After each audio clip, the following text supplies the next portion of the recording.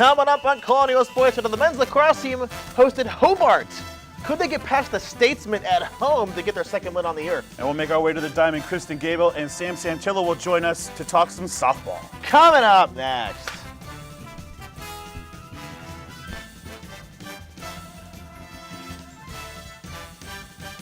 Welcome back to Colonial Sports Center, where we have batteries this time for our razors. I'm John Fisher. I'm mustacheless Dante Vermain. I miss it so bad. You have a beard, though, and it's growing in nicely. Give it a week. It's coming. It's that time. It's spring. That should be the other way around. And it fits. We have a full show for you. We have two finalists for awards, both in basketball and hockey. We have the men's lacrosse team taking on Hobart, the college, not the university. And we have a lot of softball. A lot of softball. Sam Santillo and Kristen Gable coming up later in the show early. Queens of the Diamond, everybody. They took on. Played. First, we have some hoops news for you. When Rodney Pryor decided to transfer to Robert Morris from Evanston, Illinois, his future changed forever. Apparently, shooting all of those threes paid off. CollegeInsider.com named Pryor as a finalist for the 2015 Riley Wallace Award, which is presented to the top transfer in NCAA Division I. Pryor paced Robert Morris with 15.6 points per game with a 48% mark from three-point land. He was also named the NEC Tournament MVP in 2015. Also on that list, Kyle Wilcher from Gonzaga, who missed that potential game-winning three against RMU in 2012 for Kentucky. Do you remember that? I do you? Because I remember someone was there. That's a soft spot. Head coach Derek Schooley, along with winning Atlantic Hockey Coach of the Year, he's one of 8 finalists for the Spencer Penrose Award, given to the coach judged to be the best in NCAA Division I college hockey. The finalists are all 8 D1 Hockey Conference Coach of the Year award winners. From all of us here at CSC, we wish Coach Schooley the best of luck. Hashtag no regrets. After a 1-7 start, the men's lacrosse team wanted to rejuvenate against the University of Hobart. With James Ray and Eric Rankel, it shouldn't be a problem, as the Colonials just wanted to crush them. Crush. It rhymed, didn't it? It rhymed a little bit. That was good. Yeah. Okay. Dante, I need your help on this one, man. We have a thriller at the Joe Walton Stadium. James Ray in the slot. That's a swish. 1-0 Robert Morris. You can have a swish in lacrosse, too. So Zach Christensen's going to end up with it. He'll hand it off as it makes its way around. It looks like a pentagon around almost. Around the world. Carter Yepsen ripped it past Jackson Brown. 2-0 Robert Morris. 3:40 left in the first. Took 12 minutes, but Alex Love will end up with it nearly on the corner. Goes up and above the goaltender. 2-1 Robert Morris. Boy, lacrosse goalies are something else. I know. That's all I need to say. Seconds later, Adrian Torok Orban finds Mitchell Wales even strength to go up to 3-1. Bobby Moe, 20 seconds left in the first. Hobart, they're going to flip, as the announcer called it. Frank Brown had his own teammates guessing. I lost track. 3-2. Your Colonials end into the fourth quarter. Let's fast forward now.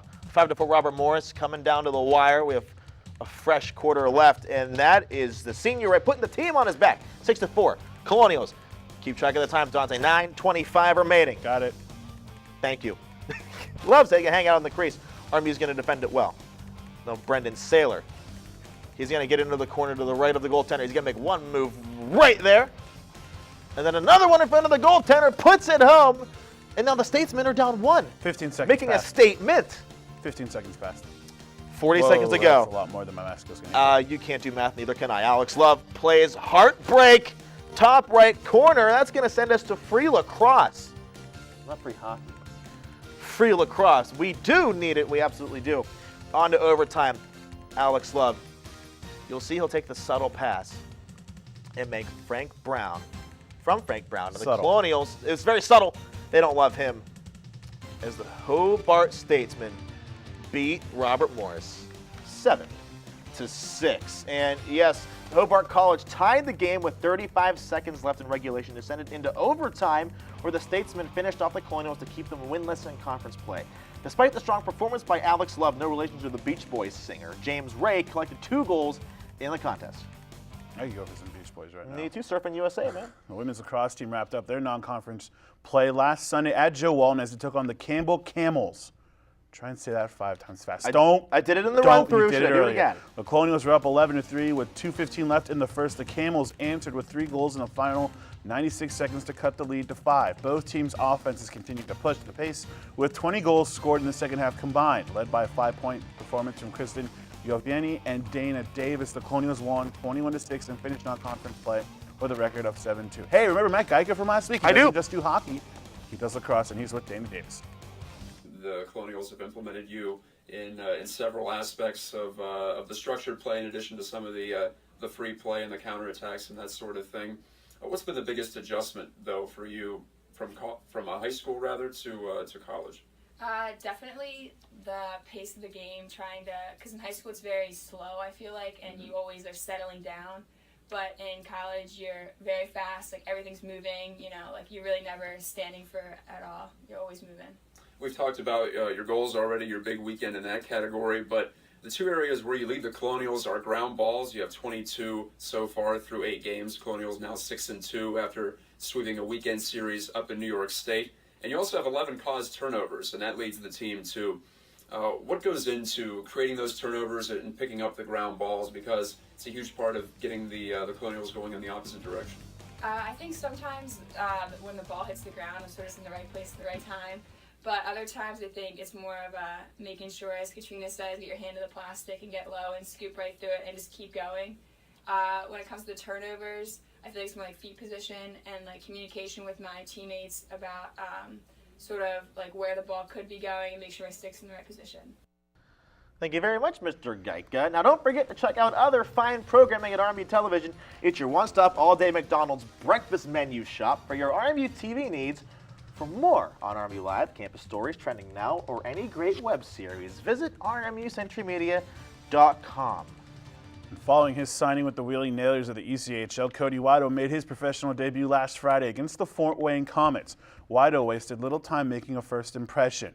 He had a two-point performance, including his first professional goal in the contest, a 2-1 victory.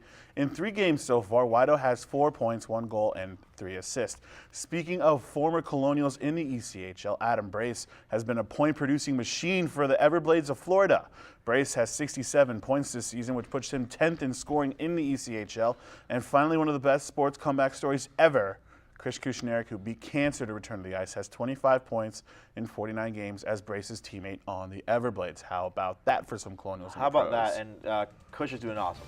Yeah. I hope that keeps up. Yes, definitely. So coming up next, Dante, can you believe we have 1 game, 2 home runs by 1 player? She might be over there. She may or may not be like 10 feet that way. In the same game, the opponent hit back-to-back home runs. You know who probably couldn't do 2 home runs in 1 game? Who's that? Mike Trout. He couldn't because he's not here. So yes, coming up next, we have those hidden results for you. Also, Ian Kist sits down with Sam Santillo and Kristen Gable to talk the Diamond. But first, Sam Santillo sits with us. But she's going to sit with us to talk more about the Diamond. In the interrogation room. And not Neil Diamond. Coming up next.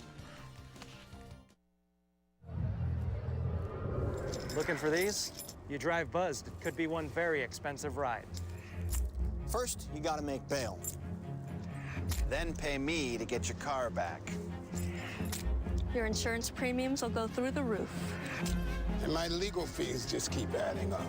All told, it could end up costing you $10,000. Buzzed, busted, and broke. Because buzz driving is drunk driving.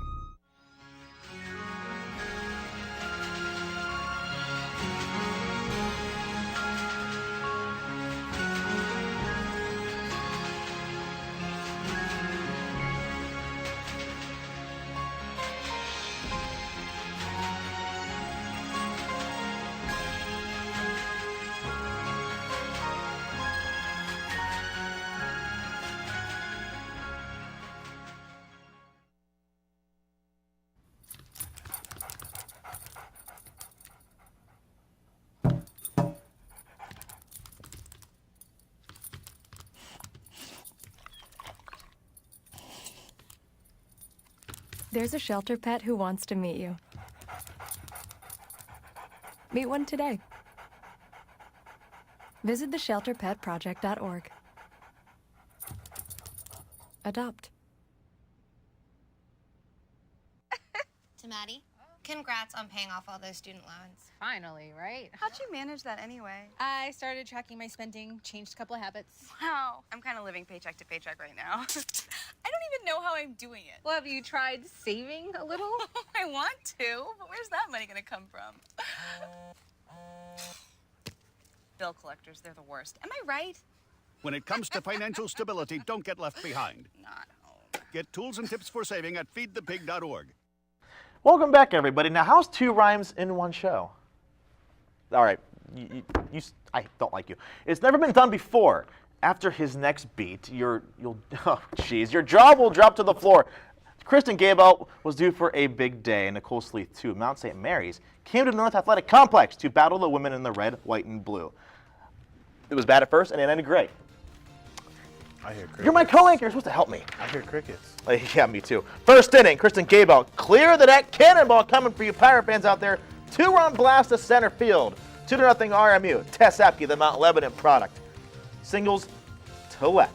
RMU left 2 men on in that inning, ending the first. 2-0, Bobby Moe. On to the second, Nikki Gonzalez. It's a single, gets it out there. Next play, Marissa Mays with a bloop single. Mountaineers starting a rally here. Rachel Hines, next pitch, laser to right field. Now here comes Apke with the golden arm, Dante. Gets it to Sam Santillo. She corrals it, tags out Gonzalez. What a gutsy play, and into the third. Gabel, can she do it again? She can. Belts it to deep left field, and she went yard for the second time that day, 4-0 RMU. And it was one of those great home runs, like line drive, not a screamer, like in backyard baseball. Oh, geez, there's a name. On to the fourth. Now Sleeth deals, and Rachel Teddy smelled what the Sleeth was cooking. Solo shot to right. Gonzalez found Michael's secret stuff that we talked about during the break. Long gone went that ball, and back-to-back jacks.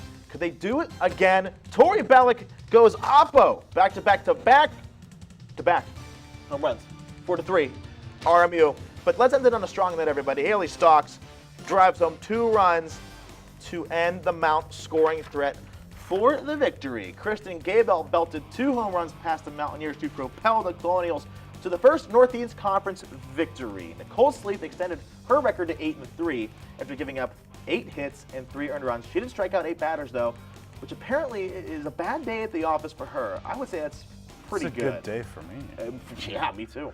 Following day, the Colonials returned to the Diamond to take on the Pioneers of Sacred Heart. Could they stay hot at home?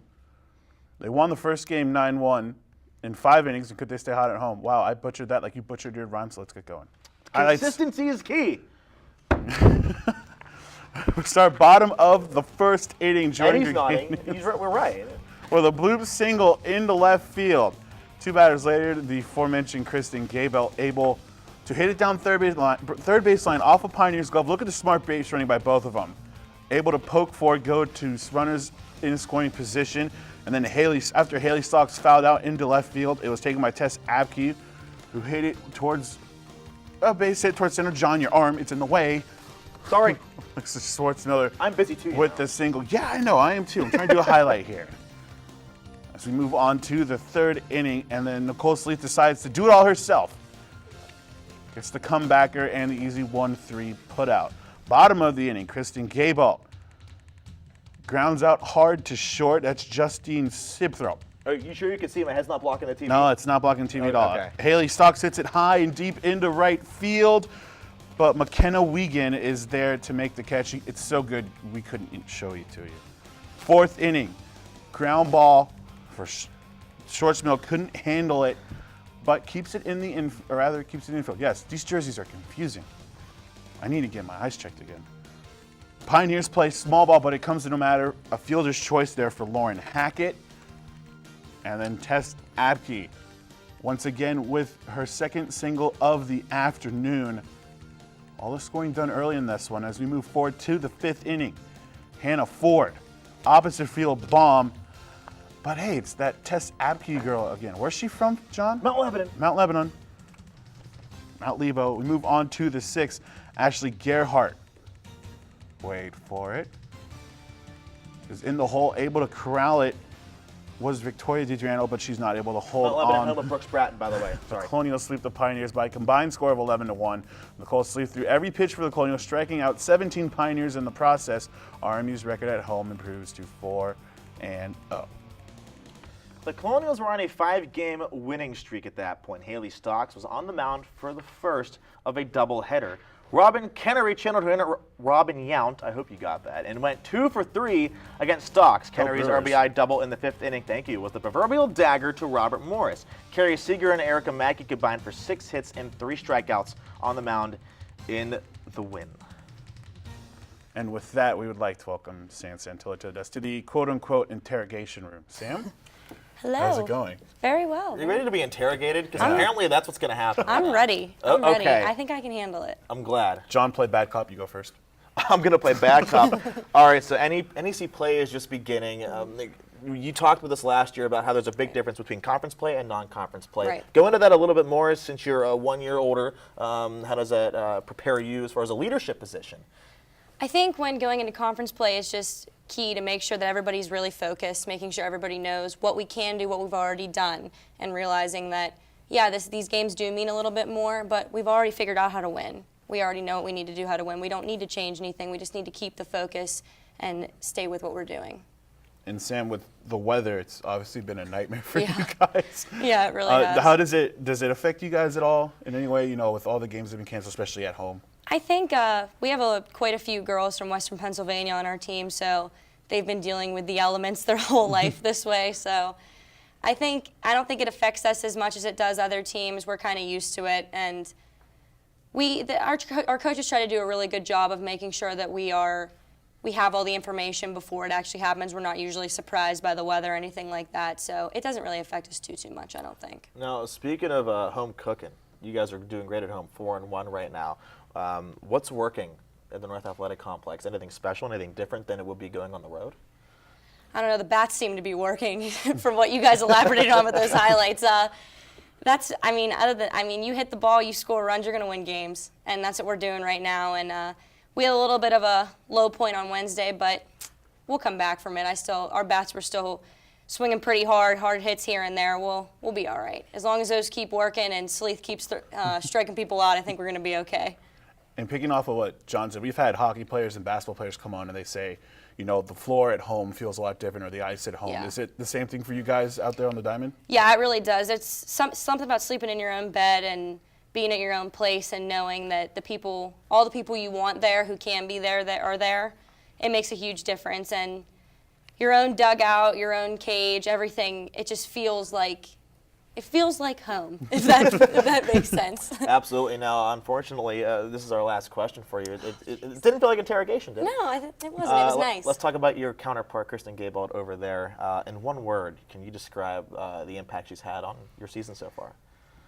She stepped up, and she stepped up in a big way. And, I mean, batting 3-4 in the lineup, I mean, we need her. We need her desperately, and she shows up every game and crushes the ball, and that's very, very clear. And she knows her role, and she executes it to a T. Well, hopefully Ian asks her that question, and she says just as many nice things as you said about her, even though that was more than one word. So you're never... Sorry. It's okay. You're forgiven. I have a bad habit of that. It's okay. Hey, thank you so much. Thank you. Best of luck the rest of the season. We love having you on.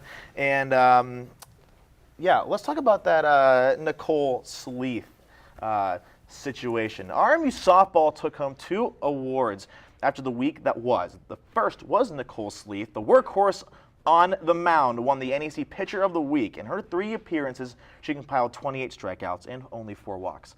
Sleeth is now on the brink of the top 10 single-season strikeout list with 800 already. Sleeth wasn't the only Colonial to take home some hardware, as Kristen Gabelt was named NEC Player of the Week. Gabelt batted 500 for the week, including 3 home runs in the doubleheader against Mount St. Mary's. Mike Trout, eat your heart out. I love that tease, and I love you. Coming up next, Ian Kist will talk to Kristen and Sam to talk about the season and hopefully not use the same questions we did. And then primetime plays to follow that. Coming up next.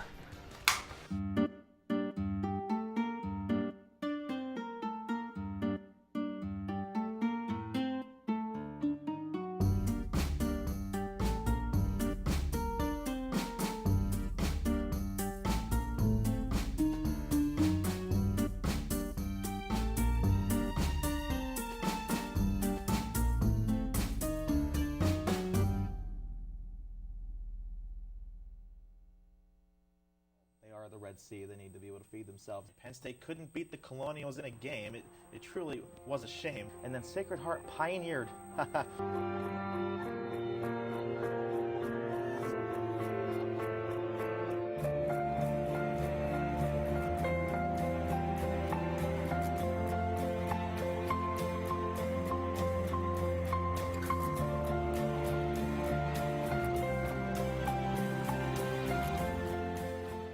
The RMU Century Media app is your mobile resource for all news Robert Morris. With access to campus news, RMU sports, and lifestyles, as well as RMU radio and RMU-TV, the RMU Century Media app allows you access to all the information you need, no matter where you are. You'll have access to thousands of articles already online, and the new ones that are added daily. Download the RMU Century Media app for free today. Hello, I'm back. How are you? I missed you. I missed you too. Choo-choo! They're a train that keeps on rolling. Who would win in a fight, Ditka or a hurricane? I swear, each year could become a feel-good movie for the whole family. They just aren't losing. It's a shame, isn't it? Do you know how to tame a tiger? Either grow up with them or keep one as a pet like Mike Tyson. Thank you, John. It's a pleasure being by your side. Okay.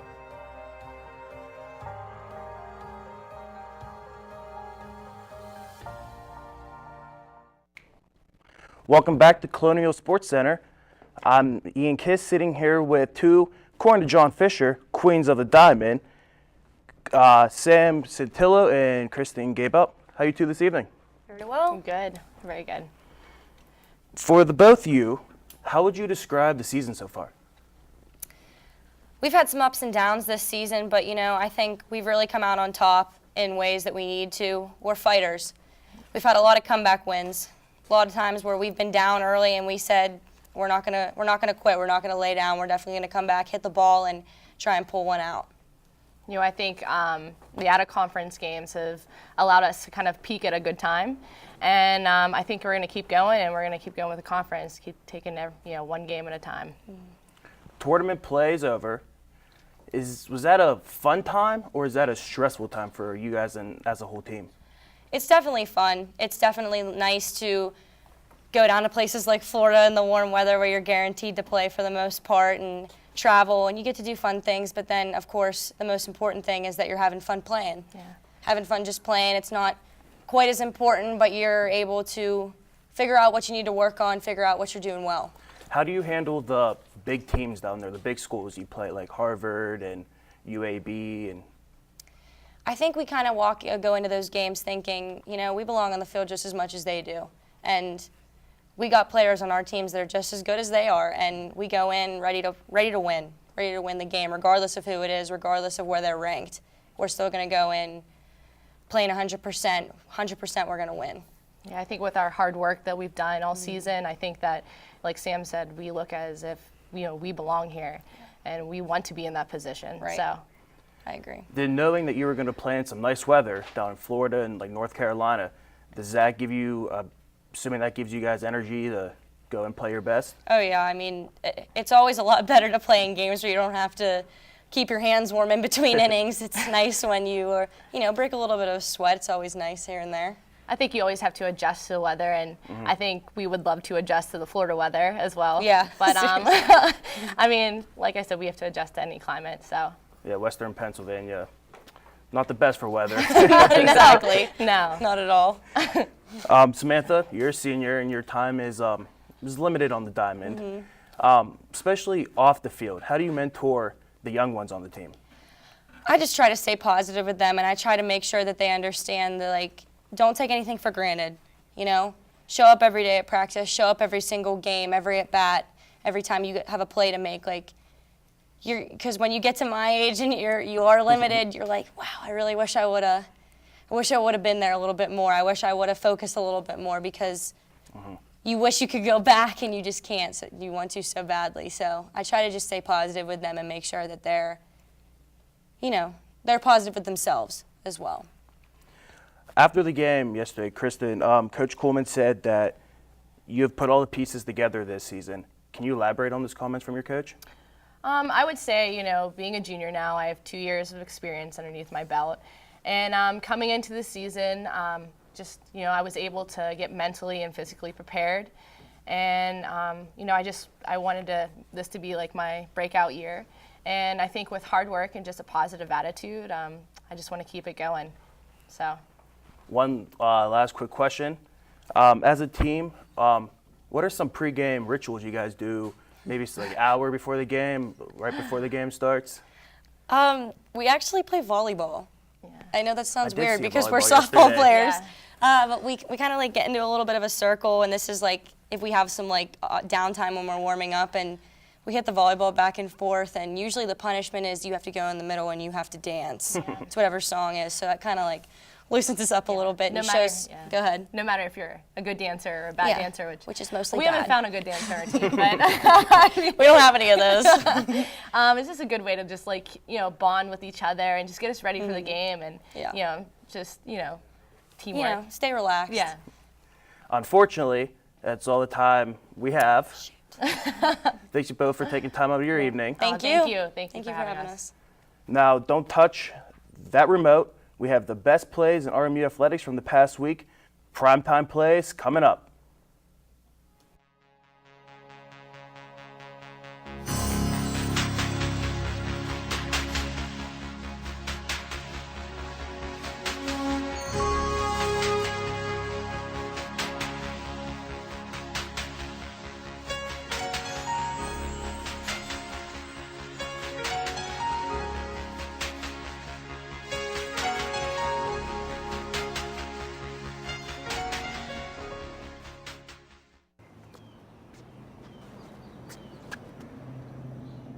Here is my handle and here is my spout. When I get all steamed up, then I shout. Tip me over and pour me out. Oh. The smallest moments can have the biggest impact on a child's life. Cheers. Take time to be a dad today.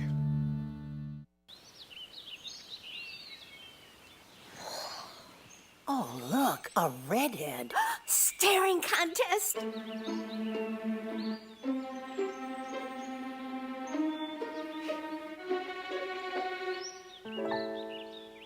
You still got it. I know. Come alive with the forest. The dad was cute. You were looking right at us. Visit discovertheforest.org to find a forest near you.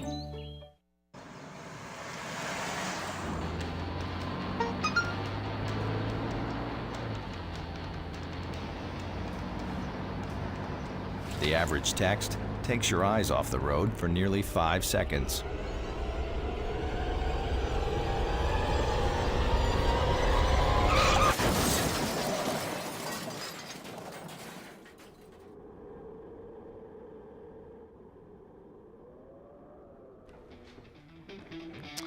And we're back. Brampton Plays of the Week, number 5. Single. Is my yelling bothering you? No. Good. I'll keep doing it. Kristen Gable, a liner to third. Jorgen Gerganis. Run more. Okay, they made it. Just checking. Number 4. Kristen Gable. Oh, and she sat on that pitch too. Left center. Choo choo ka-choo. Number 3. James Ray. Brah, Look I what I got can this. do. Rip sesh. That was my play. That was my play. Number 2. I'm going to talk during yours. Number 2. Hey, it's Kristen Gable again. Can she do it again? She does. Left field. Carrots and peas. It's going. It's going. It's gone. This is amazing. Curly W. Number 1, Tess Apke, the Mount Lebanon product, showing off dem guns. Slinging the ball home, and that's that Sam Santillo chick. Tagging her out at home to end the inning. And those are your primetime plays of the week. Upcoming schedule, women's lacrosse and softball are dominating our airwaves. Once again, Dante, Friday, triple header. Saturday, a one header. And what's up with Wednesday? Wednesday, softball at St. Bonaventure. Men's lacrosse, Mount St. Mary's. Softball, doubleheader, St. Bonaventure. Mount St. Mary's. Men's lax, rip sesh. Do you want to have a rip sesh? No. I think Nick Bazzelli can do it for us. Yeah. I'm really comfy. Anyway, next week we have 2 left. One before all the Kleenexes come out. Say something. We have 5 seconds.